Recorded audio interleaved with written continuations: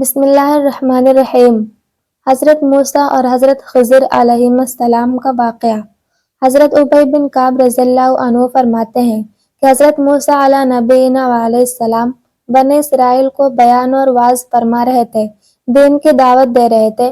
ان میں سے ایک شخص نے موسیٰ علیہ السلام سے پوچھا کہ آپ سے بڑا عالم بھی کوئی ہے؟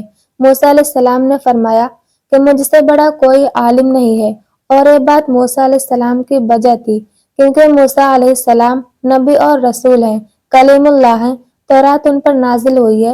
بات بالکل بجا تھی، لیکن موسیٰ علیہ السلام کا اس طرح بات کہنا اللہ کو پسند نہیں آیا۔ موسیٰ علیہ السلام نے کہا، مجھ سے بڑا کوئی عالم نہیں ہے۔ اللہ نے فرمایا، اچھا، تم سے بڑا کوئی عالم نہیں ہے تو تم اس جگہ پر جاؤ جو دو سمندروں کے ملنے کی جگہ ہے۔ فرمایا کہ اس جگہ پر جاؤ، اور اس کی علامت یہ ہے، تمہارے پاس جو مچھلی موجود ہوگی یہ تمہارے پاس سے نکلے گی اور سرنگ بنا کر دریا میں داخل ہو جائے گی۔ جس جگہ پر مچھلی جائے وہاں تمہیں ایک بندہ ملے گا اور وہ تم سے بھی بڑا عالم ہوگا۔ ان کے پاس وہ علم ہوگا جو تمہارے پاس بھی نہیں ہے۔ حضرت موسیٰ علیہ السلام نے اپنے ساتھ اپنے خادم یوشع بن نون بن افراہیم بن یوسف کو لیا۔ یہ حضرت یوسف علیہ السلام کے پڑ پوتے ہیں۔ بعض روایات میں ہے کہ یہ حضرت یوسف علیہ السلام نہیں بلکہ بھانجے تھے۔ یہ موسیٰ علیہ السلام کی خدمت پر مامور تھے۔ موسیٰ علیہ السلام نے فرمایا کہ چلو چلنا ہے، جہاں دو دریاؤں کے ملنے کی جگہ ہے۔ انہوں نے تیاری کی، ایک مچھلی ساتھ لے لی، اس مچھلی کو تیار کر لیا کہ سفر میں کھائیں گے۔ اللہ رب العزت نے یہ تو فرمایا تھا کہ دو دریاؤں کے ملنے کی جگہ ہے، اور یہ علامت بھی بتا دی کہ مچھلی ہوگی اور وہ دریا میں چلی جائے گی، لیکن یہ نہیں بتایا کہ بطور متعین کون سا وقت ہوگا، کون سی جگہ ہوگی۔ یہ چلتے رہے۔ راستہ میں ایک جگہ پر موسیٰ علیہ السلام نے آرام کیا اور خادم جاگتے رہے۔ اچانک ان کے سامان والے تھیلے سے مردہ مچھلی زندہ ہوئی اور دریا میں سرنگ بنا کر اندر چلی گئی۔ اس خادم نے دیکھا اور بتانا بھول گیا۔ موسیٰ علیہ السلام اٹھے اور چل دیے۔ حدیث پاک میں ہے کہ ایک دن اور ایک رات کا سفر طے کیا تو موسیٰ علیہ السلام پر تھکاوٹ کے آثار ہوئے۔ پہلے لمبا سفر کیا تو تھکاوٹ کے آثار بھی نہیں ہیں، بھوک اور پیاس بھی نہیں ستایا، اور اب منزل سے آگے بڑھنے لگے تو تھکاوٹ ہو گئی۔ اپنے خادم سے کہنے لگے کہ ہمارا ناشتہ لاؤ۔ اس نے کہا، میں تو بتانا بھول گیا۔ موسیٰ علیہ السلام نے فرمایا کہ چلو فوراً سفر واپس کرو، اسی جگہ کی تلاش میں تو ہم نکلے تھے۔ موسیٰ علیہ السلام واپس تشریف لائے۔ یوشع بن نون ان کے ساتھ تھے۔ وہاں دیکھا کہ ایک بندہ پاؤں سے لے کر سر تک چادر اوپر لے کر سویا ہوا ہے۔ موسیٰ علیہ السلام نے جا کر کہا، السلام علیکم ورحمۃ اللہ وبرکاتہ۔ انہوں نے سلام کا جواب دیا اور تعجب کیا کہ اس ویرانے میں کون ہے جس نے مجھے سلام کیا؟ پوچھا، کون ہو؟ انہوں نے کہا، میں موسیٰ ہوں۔ انہوں نے کہا، کون سے موسیٰ؟ جواب دیا، بنی اسرائیل کا نبی۔ انہوں نے پوچھا، ہمارے پاس کیسے آنا ہوا؟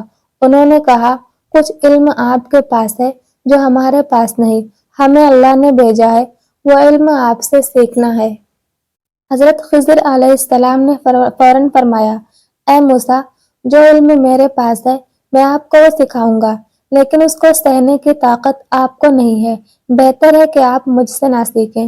موسیٰ علیہ السلام فرمانے لگے کہ میں آپ کی اتباع کروں گا، آپ کی بات مانوں گا، میں ضبط اور صبر سے کام لوں گا۔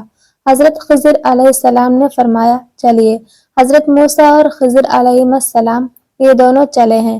دریا کے کنارے جا رہے تھے۔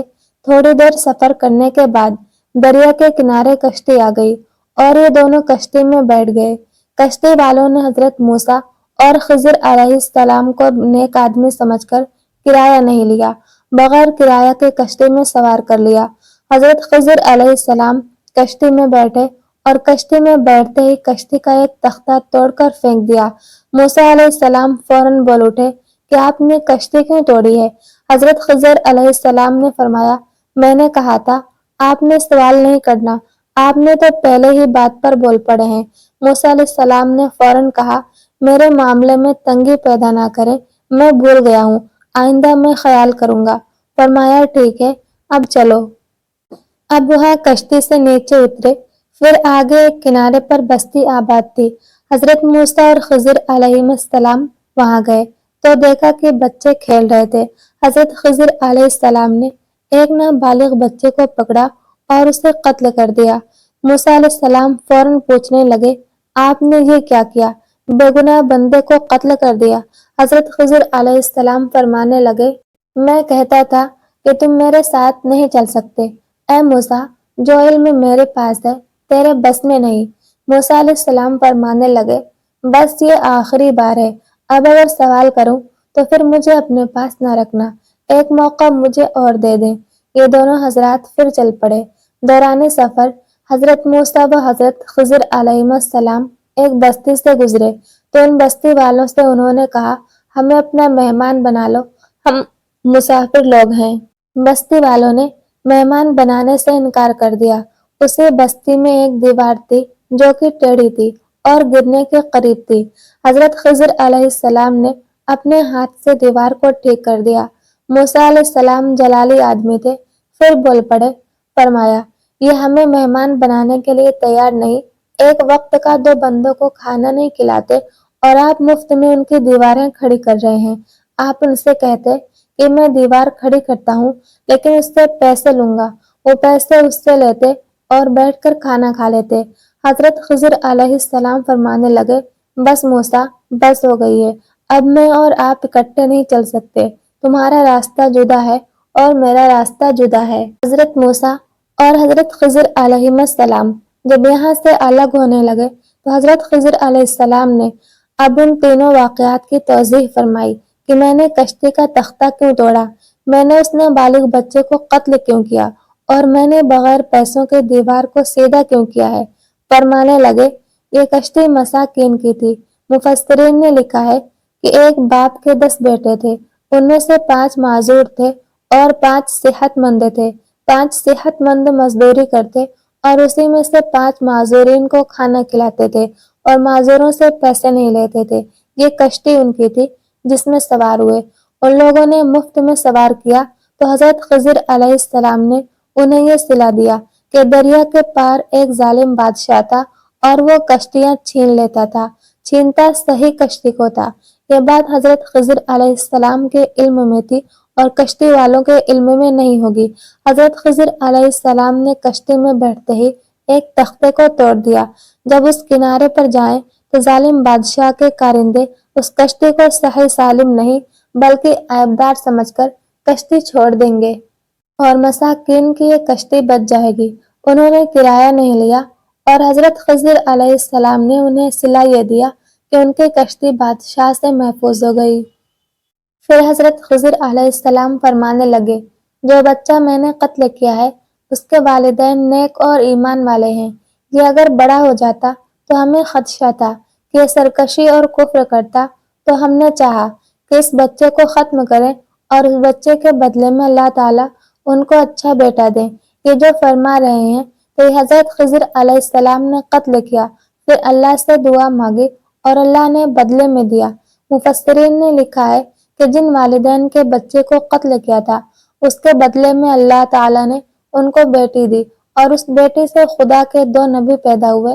فوت شدہ بچے کو تو آدمی ویسے بھول جاتا ہے، اب دیکھیں اگر والدین سے بیٹا لیا ہے تو بدلے میں جو دیا ہے وہ بہتر ہے، کیونکہ اس کے بطن سے نبی پیدا ہوئے ہیں اور ان کے آگے امت بھی چلی ہے۔